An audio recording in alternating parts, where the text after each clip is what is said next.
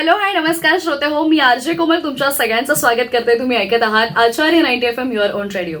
श्रोते हो, आचार्य 90 FM च्या माध्यमातून आपण नेहमीच खूप छान दिलखुलास गप्पा ज्या आहेत विविध लोकांना भेटत असतो, त्यांच्याकडून छान दिलखुलास गप्पा त्यांच्यासोबत साधत असतो आणि मुळात त्या गप्पांच्या ओघांमध्ये काहीतरी शिकण्याचा प्रयत्न करत असतो. आणि आपला सेगमेंट आहे फॅशनिस्टा. या सेगमेंटमध्ये आज ज्यांना आपण अगोदरही ऐकलेलं आहे, पण आज त्या केवळ एकट्या नाही तर त्यांच्यासोबत त्यांची जी विनिंग टीम आहे त्या टीमला घेऊन आलेले आहेत. तर येस, नेत्रा देवस्थळी मॅम ज्या एनडी इव्हेंटच्या फाउंडर ऑर्गनायझर आहेत. एनडी इव्हेंट्सच्या माध्यमातून नेहमीच वेगवेगळ्या प्रकारचे इव्हेंट्स जे आहेत ते महिलांसाठी असू देत, अगदी आजींपासून नातवांपासून ते आता स्पेशली एबल लोकांपर्यंत महिलांसाठी असे वेगळे वेगळे इव्हेंट्स जे आहेत त्या नेत्रा मॅम राबवत असतात. आणि पुन्हा एकदा नेत्रा मॅम अवघ्या काही दिवसानंतरच इथे आलेले आहेत. आणि जसं आपण बोललो होतो की आपण त्या विनर्सना भेटायला आपल्याला आवडेल किंवा त्यांच्यासोबत दिलखुलास संवाद साधायला आवडेल. तर welcome back again Netra ma'am. Thank you so much. Thank you. तर येस, आणि आज आपण एनडी इव्हेंट्सच्या माध्यमातून जो नुकताच queen and king of Maharashtra हा जो फॅशन शो पार पडला, त्या फॅशनिस्टा सेगमेंटमध्ये आज आपण त्यातल्याच काही जे विनर्स ठरले होते त्यातल्या विनर्ससोबत आज आपण छान दिलखुलास संवाद इथे साधणार आहोत. आणि त्यापैकीच मी जसं आपण अगोदरच्या मुलाखतीमध्ये ऐकलेलं आहे की नेत्रा मॅम आणि एनडी इव्हेंट्स त्यांचा एक असा कन्सर्न असतो की काहीतरी वेगळं करायचं, अशा लोकांसाठी प्लॅटफॉर्म क्रिएट करायचा ज्यांच्यासाठी प्लॅटफॉर्म इझिली अवेलेबल होत नाही. आणि फॅशन शो म्हटलं की कर्वी फिगर जी आहे, मग त्यानंतर यंग दिसलं पाहिजे, तुम्ही यंग आहात का, आणि हा खूप मोठा प्रश्न तयार होतो, उभा राहतो. पण त्या सगळ्याच्या पलीकडे जाऊन नेत्रा मॅडम यांनी एक कॅटेगरी त्याच्यामध्ये ऍड ऑन केली होती आणि ती होती classic category. They are classic guys. म्हणजे त्यांचं वॉक असू देत, त्यांचं बोलणं असू देत किंवा त्यांचा कॉन्फिडन्स असू देत, म्हणजे इतके वर्ष जे कुठेतरी साठून राहिलं होतं आणि ते या प्लॅटफॉर्मवरती बाहेर आलं असं मी म्हणेन या कॅटेगरीबद्दल. तर क्लासिक कॅटेगरीच्या ज्या विनर होत्या त्या विभा भिलवडीकर मॅडम ज्या आहेत त्या आज आपल्यासोबत आहेत. सगळ्यात पहिल्यांदा तर तुम्हाला खूप खूप कॉंग्रॅच्युलेशन. आणि हा क्राऊन खूप सुंदर दिसतोय तुमच्या इतकाच तुमच्यावरती. धन्यवाद. तर खरं तर या गप्पांना सुरुवात करण्यापूर्वी मी नेत्रा मॅम पासून खरं तर या आजच्या या मुलाखतीला गप्पांना सुरुवात करेन. नेत्रा मॅम, आपण एनडी इव्हेंट विषयी अगोदर बऱ्याच गोष्टी जाणून घेतल्यात आणि specially for this event king आणि क्वीन ऑफ महाराष्ट्र तुम्ही क्लासिक कॅटेगरी ॲड ऑन करायचा विचार का केलात, म्हणजे काय थॉट होता तुमचा त्यामागे? नमस्कार. सो क्लासिक कॅटेगरी ही माझी फेवरेट कॅटेगरी आहे. खरं तर मी नेहमी म्हणते की माझी फेवरेट कॅटेगरी आहे, कारण मी असं बघितलंय की ही कॅटेगरी ना खूप जास्त एफर्ट्स घालते. Yes, they give their 100%. आणि शेवटी त्यांचं एक असं असतं की आता काय आम्हाला म्हणजे आम्ही करू शकतो सगळं, असं वेळ असतो त्यांच्याकडे प्रॉपर. आणि हो, यावेळेस क्लासिक कॅटेगरीचं कॉम्पिटिशन ही खूप टफ होतं. म्हणजे इव्हन जजेस पण सांगत होते की कोण विनर असं होतं. सो पण त्यांनी खूप छान परफॉर्म केलं, खूप. आणि each and every contestant has given her 100% असं आहे ते. पण शेवटी after all it is a competition. आणि टॉकिंग अबाउट विभा मॅम, तर विभा मॅम मला ऑडिशनच्या दिवशीच खूप कॉन्फिडंट वाटल्या. The way she was, like she presented her self, her walk, what ever she spoke, her introduction, मला त्याच क्षणी म्हणजे असं त्यांच्यामध्ये खूप तो एक स्पार्क दिसला. आणि ओव्हरऑल जर्नीमध्ये पण त्या खूप, म्हणजे she was very cooperative, she was punctual, she was supportive. आणि असं कधीच त्या ऍबसेंट नव्हत्या किंवा असं काहीच नाही. प्रत्येक वेळी त्या वेळेत यायच्या वगैरे, सगळं त्यांचं व्यवस्थित होतं.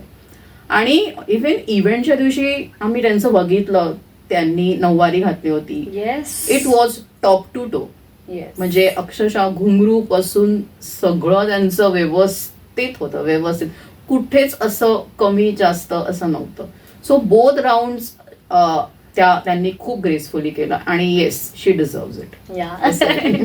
क्या बात आहे. आणि खरं तर त्यांच्याविषयी बोलायचं गेलं तर त्यांचं जे प्रोफेशन आहे इट्स टू डिफरंट. त्या प्रोफेशनली मार्केट रिसर्च आणि अनालिटिक्स मधून बिलॉंग करतात आणि एक इंडिपेंडंट कन्सल्टंट म्हणून काम पाहतात आणि wife of a army officer. आणि मुळात हे खूप मेन आहे. एका आर्मी ऑफिसरची पत्नी म्हणून राहताना स्वतःच्या पॅशन्स कुठेतरी मागे राहतात, पण त्यातूनही त्या पुढे आल्यात आणि एनडी इव्हेंट्सच्या माध्यमातून स्वतःला त्यांनी प्रूव्ह केलंय. सो कसं वाटलं जेव्हा क्लासिक कॅटेगरी आणि विनर म्हणून तुमचं नाव अनाऊन्स झालं तेव्हा? खूप छान वाटलं. खूप खूप आनंद झाला. Fashion, makeup, fashionable cloth, style ह्यामध्ये मला भरपूर इंटरेस्ट लहानपणापासून आणि तो इंडिव्हिज्युअल लेवल मी एक्सप्रेस करत गेले. जेव्हाही आम्ही कुठल्याही पार्टीज किंवा इव्हेंट्स वगैरेमध्ये राहतो ते करत गेलो. पण ते जे त्याच्यामध्ये जे तुम्हाला ॲप्रिसिएशन मिळतं ते तेवढ्यापुरतं असतं आणि तुम्हाला ऑफकोर्स खूप छान वाटतं त्यावेळेस पण की तुमच्या साडीला चांगलं म्हटलंय, तुमच्या शूजला चांगलं म्हटलंय वगैरे, पण ते तेवढ्यापुरतंच थोडं ठीक वाटतं. या कॉम्पिटिशनमध्ये मला जेव्हा भाग घेता आला आणि मी खूप साशंक होते की मला मिळेल की नाही, कारण काय माझं एज थोडं जास्ती आहे. पण नेत्रा मॅमना मी माझा फोटो पाठवला आणि मी त्यांना सांगितलं होतं की मला इंटरेस्ट आहे याच्यामध्ये, तर मी करू का. तर त्यांनी माझा फोटो बघितला आणि त्यांनी सांगितलं की करा मॅम तुम्ही. आणि कारण काय मला लहानपणापासूनच या गोष्टींमध्ये इंटरेस्ट आहे, आवड होती आणि पर्सनली पण मी नेहमीच व्यवस्थित दिसण्याचा प्रयत्न करते. तर ही एक मस्त ऑपॉर्च्युनिटी मला मिळाली की एका मोठ्या प्लॅटफॉर्मवर मी स्वतःला शोकेस करू शकले. बरोबर. आणि ह्या प्रोग्राममधनं जे एप्रिसिएशन मला मिळालं माझ्या क्रिएटिव्हिटीबद्दल किंवा माझ्या फॅशन सेन्सबद्दल, त्याचं एक व्हॅलिडेशन मिळालं. त्या व्हॅलिडेशनमुळे मला खूप छान वाटलं. येस, कारण आता क्वीन ऑफ महाराष्ट्र आणि क्लासिक कॅटेगरी हे तुमच्या नावापुढे कायम लागलं जाणार. आणि हे टायटलच इतकं इन्स्पायरिंग होतं ना. टायटलचं हे जे नेम इतकं इन्स्पायरिंग नेम होतं की मला जेव्हा माझ्या मैत्रिणींनी पाठवलं की ही कॉम्पिटिशन आहे, तू पार्ट का नाही घेत, तर मी तिला म्हटलं की आय विल ट्राय, पण मला माहित नाही मला जमेल की नाही, कारण काय माझं एज थोडंसं आहे. पण मी नेत्रा मॅमनी मला पाठवल्याबरोबर, त्यांनी मला ऑपॉर्च्युनिटी दिल्याबरोबर मी लगेच आपलं पाऊल पुढे टाकलं आणि त्याला ज्याला म्हणतात ना सीज द ऑपॉर्च्युनिटी, तसं आय सीज्ड इट. मी अगदी ग्रॅब केली. एक्झॅक्टली. आणि शी गेव 100%. ऑफकोर्स, कारण त्याच खूप गोष्टी मॅटर करतात. कौतुक म्हणजे सर्वात सिनियर त्या असून इज द विनर. या एक्झॅक्टली. म्हणजे मी आता तेच म्हणणार होते की age is just a number, की माझा एज झालाय तर मग येस, कारण माझं एज झालंय मग मी काय करू, मी करू शकते का. मुळात या सगळ्या प्रश्नांना आता तिकडे फुल स्टॉप लागल्या की म्हणजे मी तर म्हणेन ही तुमची एक न्यू जर्नी स्टार्ट झाली आहे. हो, ऍब्सोल्युटली. आणि इथून तुम्ही असे इतके मोटिवेट झालात की तुम्ही अजून बरेच काही पुढे करू शकाल. आणि थँक्स. आणि अजून एक सांगेन मी की ह्यांच्या कॅटेगरीमध्ये 45 पासून स्टार्ट होतं. So 45 to 65. सो जे 45, 50 या रेंजमध्ये जे असतात ना, त्यांच्यासाठी ही कॉम्पिटिशन खूप इझी जाते. हे आम्ही आतापर्यंत आमच्या नॉट अबाउट क्लासिक कॅटेगरी, पण बाकी पण मी सांगेन की ज्या खूप यंग असतात त्यांना खूप इझी जातं. पण यावेळेस असं उलट झालंय. इनफॅक्ट त्यांनी खूप व्यवस्थित छान हे केलं असं झालं. म्हणजे मी तर सांगेन की आता आय वॉज देअर आणि व्हॉट आय फील की म्हणजे बाकीच्या कॅटेगरीजमध्ये आणि क्लासिक कॅटेगरीमध्ये जेव्हा क्लासिक कॅटेगरीचा इंट्रोडक्शनचा किंवा क्वेश्चन आन्सरचा राऊंड आला, मी अमेझ्ड झाले होते. म्हणजे मी सरप्राईज होते की वाव, काय बोलताय, काय कॉन्फिडन्स आहे. आणि मग ज्या वेळेला तुम्ही फॅमिलीमधून, मला असं वाटतं की ऑफकोर्स ते खूप जास्त खुश असणार, हॅपी असणार तुमच्या फॅमिली मेंबर्स. पण जेव्हा तुम्ही सुरुवातीला त्यांना सांगितलं आणि ज्यानंतर तुम्ही हा विनिंगचा क्राऊन तुमच्या डोक्यावरती आला, त्यानंतर त्यांच्या काय प्रतिक्रिया होत्या? माझे फॅमिली मेंबर्स खूप खुश झाले, कारण काय त्यांना असं वाटत होतं की मी जे पार्टिसिपेट करते ते माझ्या स्वतःच्या आत्मविश्वासासाठी करते, आत्मविश्वास वाढवण्यासाठी करते असं त्यांना वाटलं. मी माझ्या मिस्टरांना नेहमी सांगत होते की नाही, मी जरी आत्मविश्वास वाढवण्यासाठी करत असले तरी सुद्धा मी खूप खुश होईन जर मी जिंकले तर. कारण का लहानपणापासून मला अशा ब्युटी कॉन्टेस्ट, ब्युटी पॅजंटमध्ये पार्टिसिपेट करायचं होतं. पण आमच्या वेळेला काय होतं की जरासं सोसायटीमध्ये ना थोडं मानायचे की असं नाही करायला पाहिजे. आता कसं हे सगळं म्हणजे चांगलं मानलं जातं. इनफॅक्ट हा एक रूट आहे सक्सेस पाथवर जाण्याचा, नुसता अकॅडमिक्स हा रूट नाही आहे. आणि अकॅडमिक्स करून करून मी खूप बोर झाले होते आणि माझा इंटरेस्ट मी जोपासत होतेच ॲट अ इंडिव्हिज्युअल लेवल. पण हा जेव्हा प्लॅटफॉर्म मिळाला तेव्हा मी म्हटलं की का नको मी माझ्या इंटरेस्ट एरियामध्ये जाऊ. तर आता मला असं वाटतं की मी म्हणजे फॅशनमध्ये इंटरेस्ट माझा होता, मेकअपमध्ये होता, स्किन केअरमध्ये होता, फॅशनेबल गुड्समध्ये होता, ॲक्सेसरीजमध्ये होता. तर आता मला असं वाटतं की माझं जे क्वालिफिकेशन आहे ते आणि हे जे मी एकदम वेगळं अतरंगी टाईप केलेलं आहे त्याच्यामुळे मला फॅशन इंडस्ट्रीमधनं बरंच काम मिळण्याची शक्यता आहे, म्हणजे माझ्या ओन फील्डमधलं पण. अपार्ट फ्रॉम म्हणजे नेत्रा मॅडमसाठी जे आम्ही करू ते मॉडेलिंग वगैरे, पण माझ्या ओन फील्डमधलं मला काम मिळेल आणि प्रॉबेबली जास्ती चांगले मी कन्झ्युमर इन्साइट्स त्यांना देऊ शकेन एक्झॅक्टली असं मला वाटतं. म्हणजे हा कॉन्फिडन्स बिल्डअप झालाय. म्हणजे मी करू शकेन का ते पासून की मी हे करू शकते, हा खूप मोठा डिफरन्स आहे मला असं वाटतं. हो, आधी मला नेहमी असं वाटायचं की एम आय इनफ, एक्झॅक्टली. पण आता ह्यांच्यामुळे, ह्या कॉम्पिटिशनमुळे मला असं वाटायला लागलं की आय कॅन. Yes, definitely.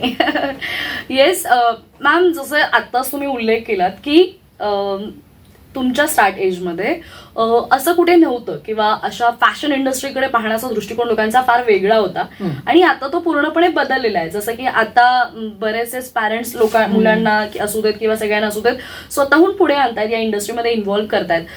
तुम्हाला काय फरक जाणवतो का? म्हणजे मी जर अगदीच 25 वर्षापूर्वीची विभा जर म्हणाले तर ती विभा आणि आत्ताच्या तुम्ही काय वाटतं तुम्हाला? आत्ता मी खूप लिबरेटेड झाली आफ्टर दिस कॉम्पिटिशन. खूप जास्ती लिबरेटेड झाली. ह्याच्या आधी मी इतकी लिबरेटेड नव्हते. म्हणजे मी सगळं व्यवस्थित करायचे. लोकांना असं वाटायचं की मी एक इंडिपेंडंट वुमन आहे, पण मला स्वतःला ते जाणवायचं नाही आतनं. आता मला ते इनर फिलिंग आलेलं आहे की मी म्हणजे मी इंडिपेंडंट खरंच आहे. माझं स्वतःचं एक काहीतरी अस्तित्व आता मी निर्माण केलं असं मला वाटतं. शिक्षण वगैरे सगळं मी केलं, ते सगळं झालं, त्याच्याने एक माझं म्हणजे एक अस्तित्व निर्माण झालं, पण त्या अस्तित्वात मी एवढी खुश नव्हते बहुतेक. आता मी कशी खुश आणि पॅशन फॉलो केल्याचा परिणाम, आंतरिक जे खुश असतं ना ते डिफरंट असतं. हे मला एकदम कम्प्लिटली जाणवलं. म्हणजे खूप काहीतरी मी मोठं अचीव्ह केलंय ना, feeling म्हणजे आय कॅन अंडरस्टँड. आणि चेहऱ्यावरती येणारं मानसिक समाधान, मला असं वाटतं की आय एम सॅटिस्फाईड. आणि ते तेवढं सोपं नाही आहे. आम्ही जरी ट्रेन करतो, नाही असं नाही करायचं तसं नाही करायचं, आम्ही खूप स्ट्रिक्टली ट्रेन करतो. म्हणजे काही काही गोष्टी आम्हाला खूप त्यांना असं स्ट्रेट फॉरवर्ड त्यांना सांगावं लागतं की नाही असं केलं म्हणजे असं होणारच, असं केलं की तुमचे मार्क्स कट होणारच. त्याच्यामुळे ते लोकही प्रेशरमध्ये असतात त्या दिवशी. म्हणजे आम्ही समजू शकतो त्यांची अवस्था. त्यांना चेंजिंग म्हणा, मेकअप म्हणा, हे म्हणा, आपला क्वेश्चन आन्सर्स आहे, ह्याच्यानंतर हे आहे ते आहे, we have to face so many people, audience आहे, ज्युरीज बसलेत, खूप प्रेशर असतं. पण त्यातून जर ह्यांनी परफेक्ट केलं ना, nothing like it, nothing like it. पण ह्यांनी जे ट्रेनिंग दिलं ना, ट्रेनिंग आणि ग्रूमिंग सेशन्स, ते खूप कम्प्लीट, कॉम्प्रिहेन्सिव्ह आणि हेल्पफुल होते. माझ्यासाठी तर सगळ्यात जास्त हेल्पफुल ट्रेनिंग वॉकिंगचं होतं, कारण का मला थोडं वॉकिंगचा कॉन्फिडन्स एवढा नव्हता with hills, big hills matter करतात. हा, आणि ते मॅटर करतं. आणि मला इंटरनली मला माहिती होतं की थोडे जास्ती जे मी कम्फर्टेबल हिल्स घालते त्याच्यापेक्षा थोडी जास्ती मला घालायला पाहिजेत. मॅमनी मला कधी इन्सिस्ट नाही केलं, कधीच नाही. इनफॅक्ट शी सेड तुमच्या एज ग्रुपमध्ये मी तुम्हाला फोर्स नाही करणार. बट इंटरनली मला माहिती होतं की मी अजून थोडे हिल्स घातले तर माझा वॉक आणि माझ्या ड्रेसचा जो फॉल आहे तो सगळा व्यवस्थित चांगला येईल. तर मी ते घातलं आणि मी घरी त्याची खूप प्रॅक्टिस केली. आणि मॅमनी आम्हाला एक वॉटरवे मधनं चालायला लावलं. त्या वॉटरवे मधनं जेव्हा आम्ही चाललो तेव्हा एक टाईपची ग्रेस आणि स्पीड ह्याचा एक अंदाज आला आम्हाला मनात, आणि तो मग मी घरात प्रॅक्टिस करायचा. क्या बात आहे. एक ती झाली आणि एक सेकंड होतं आम्हाला त्यांनी जिन्यावरनं वर खाली करायला लागलं. आणि ते रील्स वगैरे करायचे असतात त्यामुळे 2-3दा प्रत्येक गोष्ट करायला लागली. तर ऑटोमॅटिकली तुम्ही जेव्हा ते चालत असता आणि तुमचं पूर्ण माइंड त्याच्यामध्ये आहे, तर जिन्यावरनं पण म्हणजे उतरताना आणि चढताना आमची रील एक घेतलेली आहे. तर तो वॉक पण इतका हेल्पफुल झाला, कारण का त्याच्यामध्ये आम्हाला ग्रेस, एक्झॅक्टली, स्टाईल आणि स्ट्रेंथ, म्हणजे आमच्या एज ग्रुपमध्ये तर स्ट्रेंथ इम्पॉर्टंट. तर ते आम्हाला त्याचं आम्हाला हे झालं, काय त्याला म्हणतात, एहसास टाईप. आणि then we would practise that. आणि लाईक शी सेड आमचा ग्रुप खूप कोऑपरेटिव्ह होता. There was a very healthy competition. आम्ही खूपदा प्रॅक्टिस पण केली स्वतःहून मिळून. नाही, आणि मला असं वाटतं मॅम हेच इम्पॉर्टंट आहे. Yes, कारण yes. आपण मागे ग्रुमिंग विषयी बोललो होतो, बट आता मी हे ग्रुमिंग असं दिलं जाणार आहे किंवा असं असणार आहे, ग्रुमिंग ऑलरेडी सुरू होतं हे आपण सगळे बोललो होतो. पण आता मी पर्सनली जेव्हा कंटेस्टंटना भेटते किंवा त्यांच्यासोबत आपण छान गप्पा मारतो तेव्हा असं जाणवतंय की त्या काय म्हणतात त्याला, मायन्यूट जे थोडेसे चेंजेस असतात किंवा तिकडे दिलेलं एक एक छोटी छोटी जी गोष्ट आपण त्यांना गाईड करतो ती किती जास्त मॅटर करते. आणि तेच ते लोक परफॉर्म करतात असं आहे. आणि जजेसला पण हेच सांगितलेलं असतं की हे आम्ही ग्रुमिंग मध्ये शिकवलेलं असतं, आम्हाला या दिवशी हे सगळं दिसलं पाहिजे. एक्झॅक्टली, त्याच्यावर ते मार्क्स असतात. बरोबर. असं आहे ते. खरंच हे खूप छान कॉन्सेप्ट आहे ऍक्च्युली.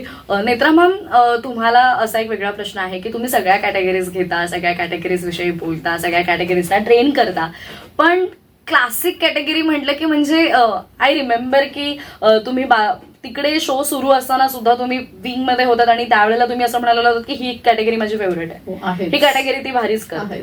आणि ही तुम्ही इंटरव्ह्यूला आल्या, जेव्हा तुम्ही प्रिव्हियसली आला होता, पहिले आला होता, तेव्हाही तुमच्या तोंडातून मी हेच ऐकलं होतं की यू लव्ह दिस कॅटेगरी. तर काय वाटतं की क्लासिक कॅटेगरी ऍड ऑन केली आणि काय वेगळा मेसेज जातोय समाजात? असा मेसेज जातोय की एज हॅज नो लिमिट.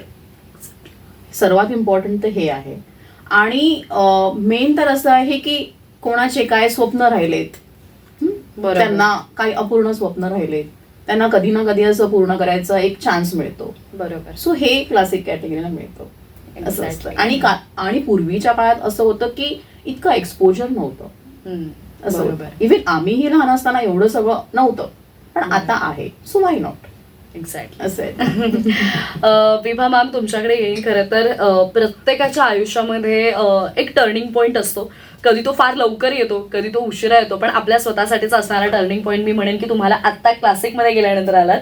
पण येस, देर आहे दुरुस्त आहे असं मी म्हणेन की काहीतरी छान झालं आणि ते इतकं छान झालंय की तुम्ही फॉर लाईफ टाईम ते तुमची आठवण कायम सोबत राहणार आहे. आणि बिफोर दिस की नावाच्या अगोदर जेव्हा लागेल की या she is the winner of Mrs category किंवा क्वीन ऑफ महाराष्ट्र हे टायटल जेव्हा लागेल, ही खरं तर एक बेस्ट मोमेंट आहे. आणि तुम्ही आता सध्या ती फील करताय म्हणजे अजूनही तो काय म्हणेन की तो जिंकण्याचा जो रंग आहे तो अजूनही उतरलेला नाहीये. कायम राहणार. इव्हेंटला हार्डली मला असं वाटतं 1-1.5 वीक झालंय, बट येस, ते अजूनही त्या वाईब्स आहेत. पण तुमच्यासारख्याच अशा बऱ्याच वुमेन आहेत, म्हणजे मी म्हणणार नाही की ज्या यंग महिला आहेत, म्हणजे ज्या खूप अशा ऐन दारुणात आहेत किंवा तिशीतल्या महिला आहेत, मी असं त्यांच्यासाठी नाही म्हणणार, बट क्लासिक कॅटेगरीमध्ये अजून अशा लेडीज असतील, फिमेल्स असतील, त्यांना असं वाटत असेल की आता सगळं झालं रे, आता कुठे काय करतोस. बऱ्याच वेळेला हे शब्द ऐकायला मिळतात, आता काय, आता आमचं सगळं झालं. तर अशा सगळ्या महिलांना तुम्ही काय सांगाल? मला तर मी माझ्या मैत्रिणींना पण सगळ्यांना हेच सांगते की never give up on your dreams. क्या बात आहे. तुम्हाला जर एक ऑपॉर्च्युनिटी मिळते आहे तुमचे ड्रीम्स फुलफिल करायला, तर ते तुम्ही गो अहेड आणि तुम्ही ते कम्प्लीट करा तुमचं ड्रीम. मला ही ऑपॉर्च्युनिटी मिळाली. मला लहानपणापासून मॉडेलिंग करायची इच्छा होती, फॅशन कॉन्टेस्टमध्ये, ब्युटी पॅजनमध्ये पार्टिसिपेट करायची इच्छा होती. ती मला या प्लॅटफॉर्ममध्ये मिळाली, मी ती फुलफिल केली. अर्थात काय असतं की घरातल्या लोकांना नाराज करून नाही करायला पाहिजे. जसे माझे फाउंडेशनल पिलर्स माझे आई वडील आणि माझे हस्बंड आणि माझा मुलगा या तिघांच्या संमतीने मी केलेलं आहे आणि मग माझं लाईफ नेहमी हमेशा तसंच लीड केलं. त्यामुळे खूप असं वेगळं काही झालंय असं मला वाटत नाही. पण जो आत्मविश्वास मला मिळाला ह्या कॉम्पिटिशनमुळे स्वतःचा, तो म्हणजे अविस्मरणीय आहे. एक्झॅक्टली, तो अविस्मरणीय आहे आणि ते मी कधीच विसरणार नाही. आणि त्याच्यासाठी एनडी इव्हेंट्सला शतशः प्रणाम. Thank you so much. तर येस, मला असं वाटतंय आपण क्लासिक कॅटेगरीच्या ज्या विनर ठरल्या होत्या विभा मॅडम, यांच्यासोबत छान दिलखुलास गप्पा इथे मारलेल्या आहेत. आणि मला मी तो कॉन्फिडन्स, तो चेंज जो आहे हा फील करते. त्यामुळे आज अशा बऱ्याच फिमेल्स आहेत ज्यांना असं वाटतंय की आता मी फक्त घरातच बसेन किंवा सकाळी छान एखादा सिरियल बघितलं, दुपारी जेवले, संध्याकाळी थोडंसं सिरियल बघायला गेले, वॉक करून आले, हे आयुष्य नाही आहे. Look at Vibha ma'am, Netra ma'am सारखे असे खूप लोक आहेत जे छान छान अपॉर्च्युनिटीज तुमच्यासाठी घेऊन येत आहेत. तर स्वतःचा वेळ आणि स्वतःला कुठेतरी कॉन्फिडंट तुम्हाला बनवायचं असेल आणि पुढचं सगळं आयुष्य ते छान आनंदात घालवायचं असेल तर डेफिनेटली तुम्ही अशा ऑपॉर्च्युनिटीज ग्रॅब करायला हव्यात. हे आपल्याला विभा मॅडमकडे बघून शिकायला मिळालं.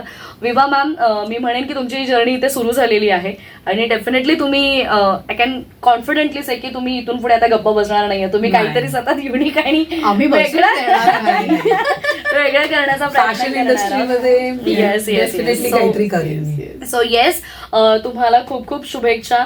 आणि Netra ma'am, thank you so much की Most तुमच्यामुळे welcome. आज इतक्या कॉन्फिडंट वुमन सोबत आम्हाला इकडे चांदी लकुलास गप्पा Thank you for मारता inviting. Thank you for it. Yes. तर श्रोते हो, यानंतरच्या आपल्या पुढच्या एपिसोडमध्ये आपण मिसेस कॅटेगरीच्या ज्या विनर होतात त्यांच्यासोबत छान दिलखुलास संवाद साधणार आहोत. पण तोपर्यंत स्टे ट्यून अँड कनेक्टेड.